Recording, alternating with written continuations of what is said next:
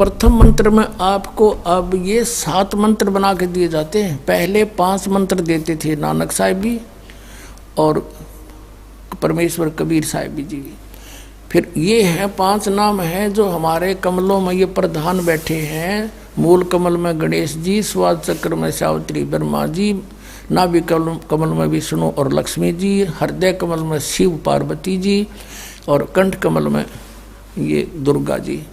तो ये 7 नाम इसलिए देते हम कि मान लीजिए उपदेश ले लिया और ये प्रथम मंत्र एक बार मेरे मुख से भी सुन लिया मालिक की स्तुति जैसे हम देते हैं, और फिर उसकी उस सुनने के बाद साथ साथ बोल लिया और फिर भी मृत्यु हो जाती है, तब मनुष्य जीवन गारंटीड है उस व्यक्ति को, ये गारंटी देता है। और यदि उसने जाप कर लिया कुछ दिन और विश्वास ठीक रहा तो वो स्वस्थ भी होगा और इसकी इसी जीवन में आयु बढ़ती चली जाएगी, परमात्मा बढ़ाता चला जाएगा जब तक उसका मोक्ष नहीं होगा, इससे जन्म में पार कर देगा आपको।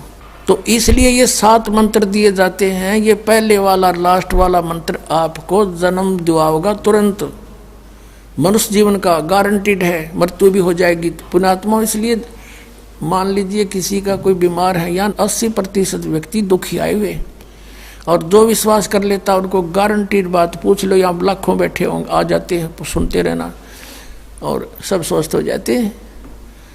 तो ये वो परमात्मा है। तो इसलिए प्रथम मंत्र जो आपको दिए जाते हैं इनमें ये 2 मंत्र अब कंपलसरी थे, पहले नहीं थे ये।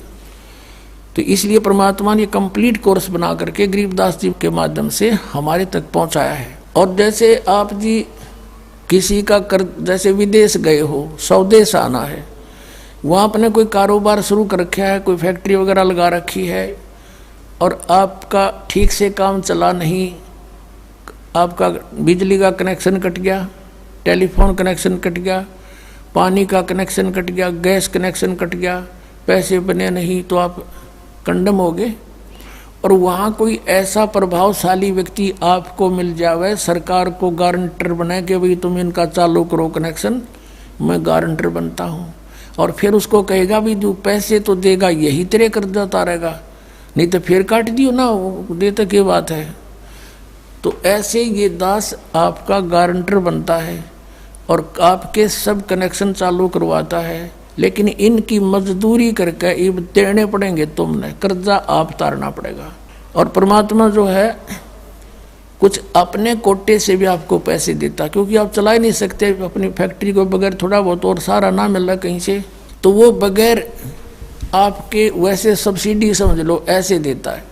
तो परमात्मा पहले आपको सब्सिडी देता है जिससे आप अपना काम चलाओ और फिर डट कर भक्ति करो, मर्यादा में रहो, आप धनी हो जाओगे, बहुत शीघ्र धनी हो जाओगे। बहुत कीमत है इन मंत्रों की। इन भगवानों के जो 5 प्रधानों से आपने मुक्त होना है, त्रिकुटी पर जब जा सको हो उस समय पहुंच पाओगे जब इनसे आप अपना नो डू सर्टिफिकेट ले लोगे। अब ये मंत्र जो 2 मंत्र फर्स्ट और लास्ट है इन 7 मंत्रों में, इसके साथ मिलने से ये मंत्र जो प्रथम जाप आप करते हो, इनका ऋण मुक्त हो जाने के बाद भी कुछ आपकी कमाई यदि बचगी तो इन 2 मंत्रों के प्रभाव से ये कन्वर्ट हो जाएगी आपकी सतलोक चालन नालियाँ में, इनमें से बच भी गई तय।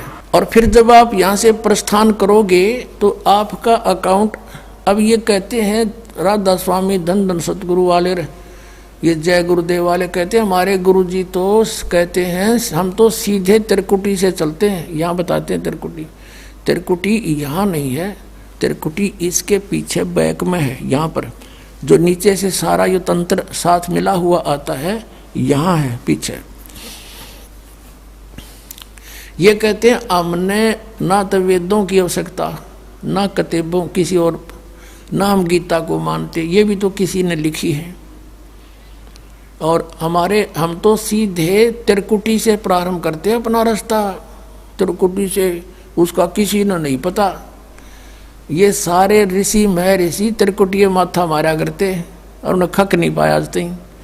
त्रिकुटी से तो बहुत आगे जाना हमने, और त्रिकुटी पर जाना कोई बालकों का खेल है, कोई बरवाले का बस स्टैंड है, चाहे पैदल पहुंच जाओ चाहे रिक्शा में बैठ कर पहुंच जाओ। त्रिकुटी इज द इंटरनेशनल एयरपोर्ट, त्रिकुटी अंतर्राष्ट्रीय हवाई अड्डा जानो।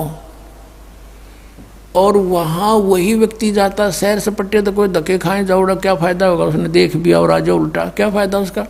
वहाँ पर केवल वही व्यक्ति जाता है जो पहले टारगेट बना चुका होता है, और उस जिस देश में जाना है उसका पासपोर्ट और यहाँ की सरकार से नो ड्यू सर्टिफिकेट, और तब वो उस इंटरनेशनल एयरपोर्ट पर जाकर कुछ लाभ उठा सकता है।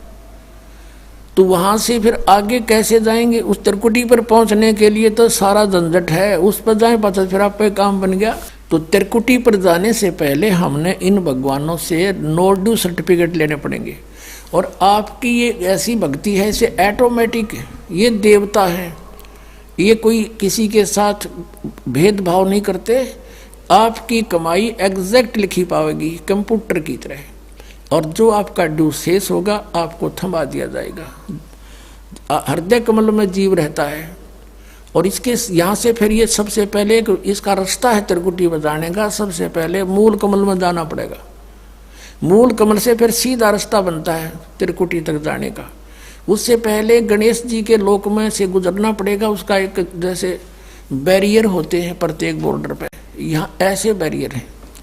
वहाँ जब आप जाओगे आपके सामने आपके मस्तिष्क पर जैसे लॉकेट होता है ऐसा लगा पाएगा, और तुरंत आपको कहा जाएगा चलो आप जाओ, आपकी ये पूंजी, और वो आपके उस मस्तिष्क में ऐसे लॉकेट पे वो नो ड्यू सर्टिफिकेट छपता चला जाएगा। फिर आगे चलोगे आप, आगे आप पहुंचोगे जब विष्णु जी के लोक में, वहाँ भी आपको ऑटोमेटिक मिलेगा, कोई बाधा नहीं मिलेगी, क्योंकि वहाँ तो चोरों को पकड़ा जाता है, सा को थोड़ा, वो देवता भी तो हैं, वो किसी के साथ जरा सी भी गड़बड़ नहीं करते।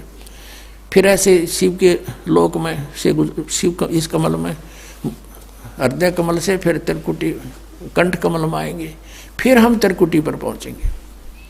अब त्रिकुटी पर जाने के बाद इस सतनाम के जो प्रथम मंत्र का अकाउंट वहाँ देंगे हम, लेकिन वहाँ पर यह काल बकवाद करवा देता है। यहाँ का जो जितने देव हैं ये अपने सतर पर कोई गलती नहीं करते, ये करवाता है।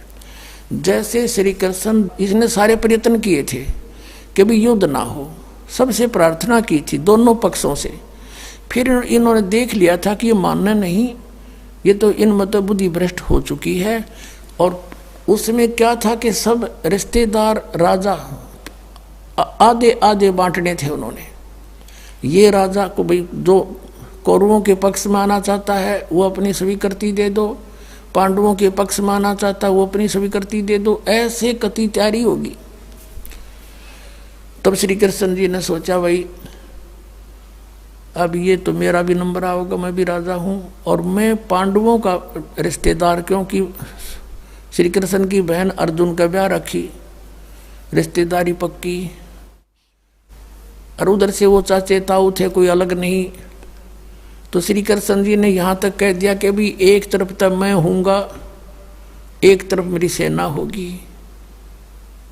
अब मांग लियो जिसको मांगना हो। और यहाँ तक भी कह दिया कि मैं हथियार नहीं उठाऊंगा। अब पांडव तो मुंह धो रहे थे श्री कृष्ण पे कि सर्वशक्तिमान है, ये जो हमारी तरफ पक्ष में हो गया तो अकेला ही बहुत है।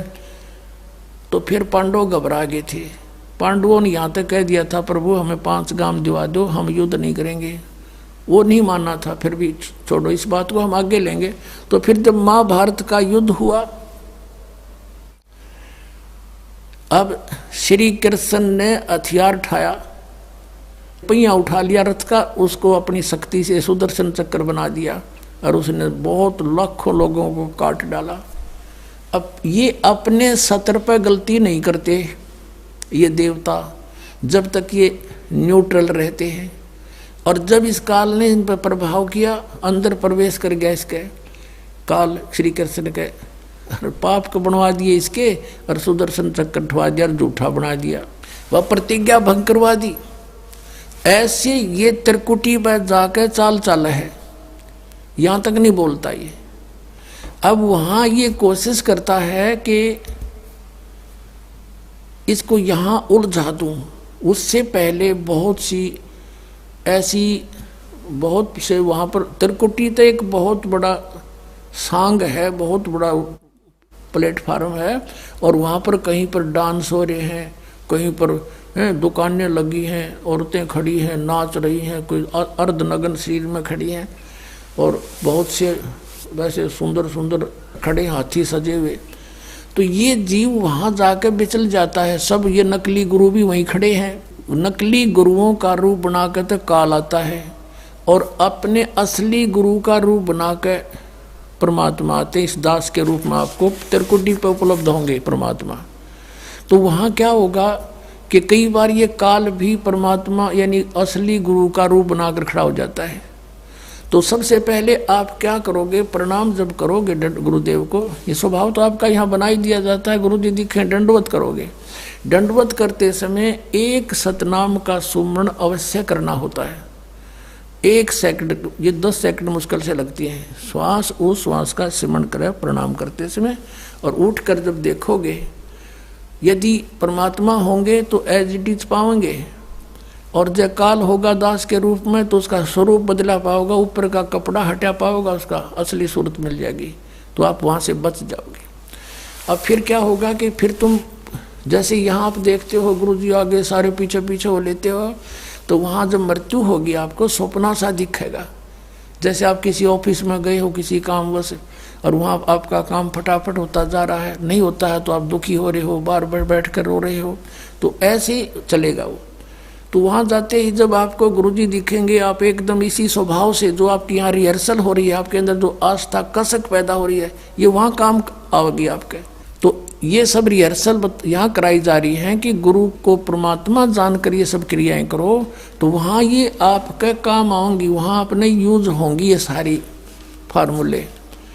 तो जब आपको ये पक्का हो गया कि ये है गुरुजी, फिर आपको लेकर के धर्मराज के दरबार में परमात्मा जाएंगे इस दास के रूप में, और धर्मराज से कहेंगे जी इसका हिसाब कर दो, भगवान का आदेश है, आप लो अपना ये एक इसकी कमाई जो तुम्हारे सत्र की वो प्राप्त करो।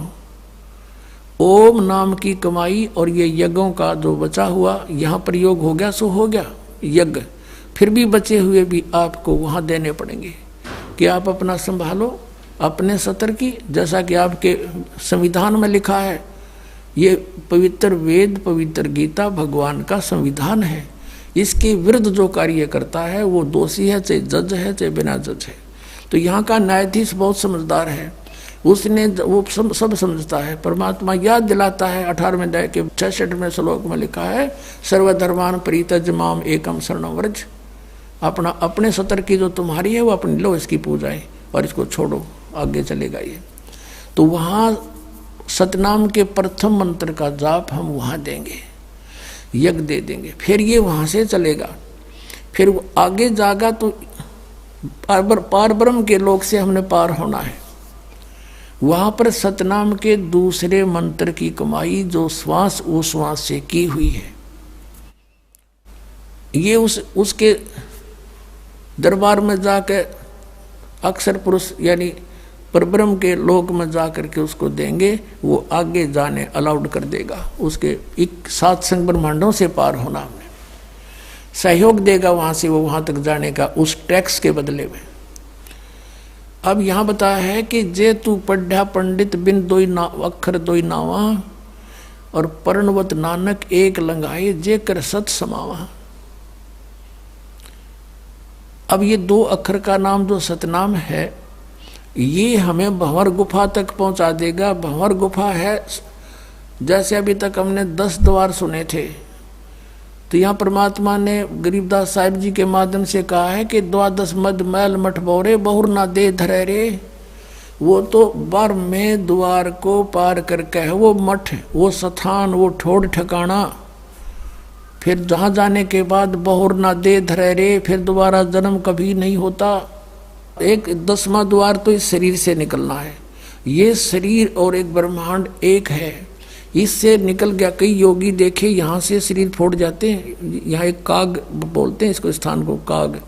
छोटे से बच्चे को आप देखोगे नर्म नर्म स्थान होता है, वो कई बार नीचे हो जाता है तो उसको एक देसी इलाज से ऊपर उठाते हैं हाथ से, तो इसको फोड़ के वो बाहर निकल जाते हैं। वो कहते हैं जिसकी मृत्यु यहाँ से हुई हो ना, उस योगी को कहा करते इसने ब्रह्मांड फोड़ दिया। ब्रह्मांड फोड़ दिया, केकला तोड़ दिया। ब्रह्मांड के बीच में, प्रत्येक ब्रह्मांड के बीच में वैक्यूम प्लेस है, खाली स्थान, बहुत लंबा चौड़ा। ये फिर वहाँ धक्के खाएं जाओ, उसका वहाँ के चक्कर काटें जाओ, ठंडी ठंडी इसमें लगती रहे, और वहाँ इसकी कमाई पूरी हो जाएगी, फिर वापस नरक में। और फिर 21 ब्रह्मांड का भी एक ग्रुप है, चारों तरफ से एक अंड आकार है, और 21वें ब्रह्मांड का कनेक्शन जो है उसके चारों तरफ भी फिर खाली स्थान है, और वहाँ से सीधा एक 11वां द्वार है, वो अक्षर पुरुष के लोक में प्रवेश होता है, 7 संघ ब्रह्मांडों का। वो 7 संघ ब्रह्मांड भी चारों तरफ से एक तरफ बंद हुए हैं, पैक हैं, और बीच में अलग अलग डिवाइड हैं, वो अलग हैं।